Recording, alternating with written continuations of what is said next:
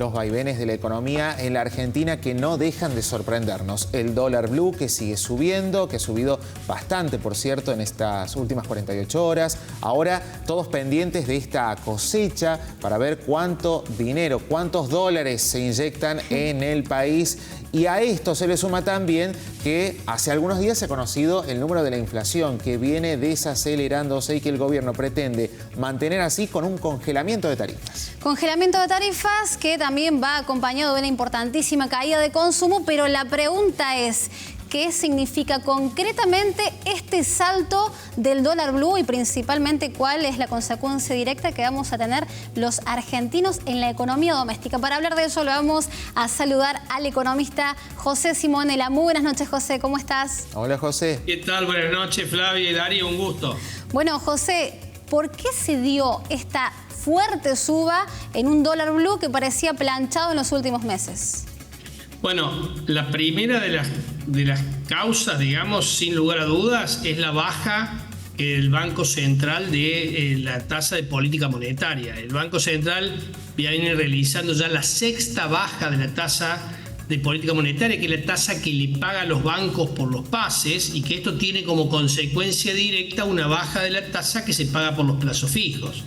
Una tasa que bajó, la de política monetaria, al 40% anual y que para los plazos fijos terminó quedando en un 30% anual en la mayoría de las entidades financieras.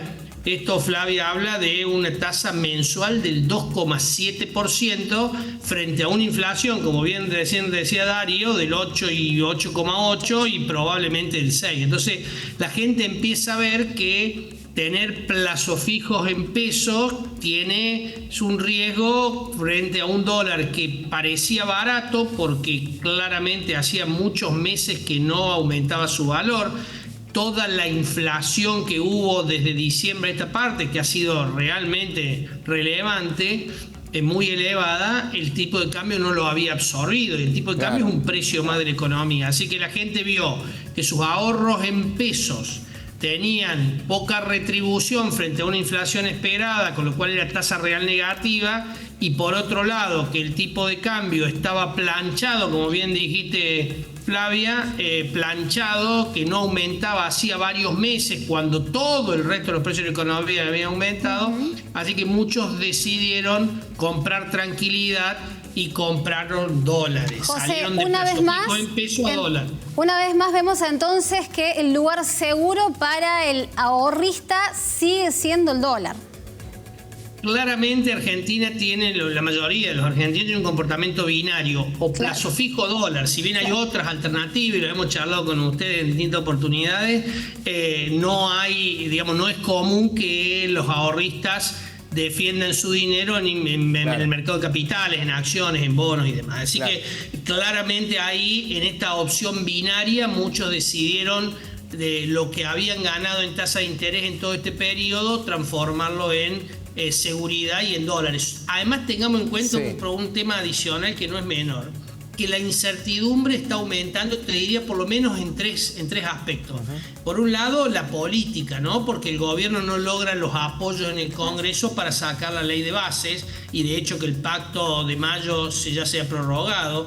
Por el lado económico, porque todavía no encuentra piso la recesión, el nivel de actividad continúa cayendo, y te diría que ahora le sumamos un componente internacional, además de incertidumbre, en esta pelea del presidente con España. Entonces, frente a todo este marco de incertidumbre, frente a un dólar que estaba dormido, frente a los precios que siguen subiendo y que las alternativas de ahorro en pesos más fáciles no terminan retribuyendo ni cerca a la inflación, muchos decidieron dolarizarse. La gran pregunta es acá si este tipo de cambio que subió en los mercados, digamos, de contado con liqui, va a generar un incentivo a los exportadores a liquidar, porque les recordemos a los televidentes que de las exportaciones el 80% va por el dólar oficial y el 20% lo pueden liquidar en el contado con liqui, que ha mejorado también en estos días. José, ¿qué se le puede decir hoy al televidente que no tiene los recursos suficientes como para comprar dólares, que de repente tiene un dinero sobrante, que no es mucho, es en pesos,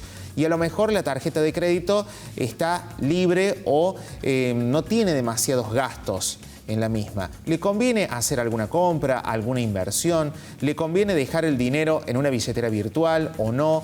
¿Qué recomendación le darías a ese sector de la población que quizás es la gran mayoría hoy por hoy? En algún momento, cuando la inflación era muy alta y se esperaba que fuera muy alta, nosotros les aconsejamos a la gente que adelantara consumo. Eso ahora no funciona porque la inflación está desacelerándose e incluso muchos precios relativos tienen que acomodarse. Yo considero que sigue siendo la mejor alternativa, lo vengo planteando ya hace varios meses, el plazo fijo UVA.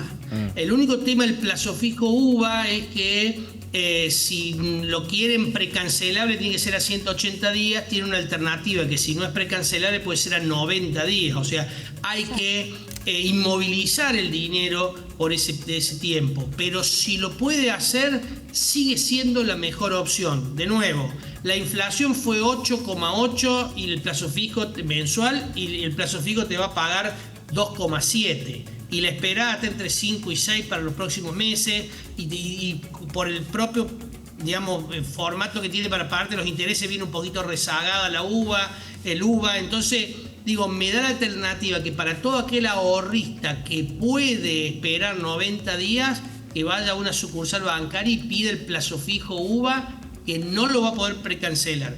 Y si lo puede esperar 180 días, tiene la alternativa de, incluso algunos bancos todavía lo ofrecen por internet, por el home banking, de hacer un plazo fijo que sí ese puede ser precancelable. Digo, algunos bancos, porque muchos bancos privados han dejado de ofrecerlo. Ahí está. José, brevemente, un crédito hipotecario UVA al día de la fecha, ¿es muy riesgoso o no? Bueno, yo creo que es una buena oportunidad para los préstamos hipotecarios UVA, y te explico por qué, Darío, considero eso. Porque el precio de las viviendas está bajo, está barato comparado con otros momentos, y porque la tasa que te cobran sobre la actualización del capital del préstamo por el UVA es una tasa baja, que ronda el 5%, 4,9%, dependiendo de la entidad financiera. No es un interés tan alto como supo ser en aquel momento, en el 2017, que llegaba casi en algunos casos al 9 o al 10% de tasa de interés real, porque te lo cobran sobre inflación.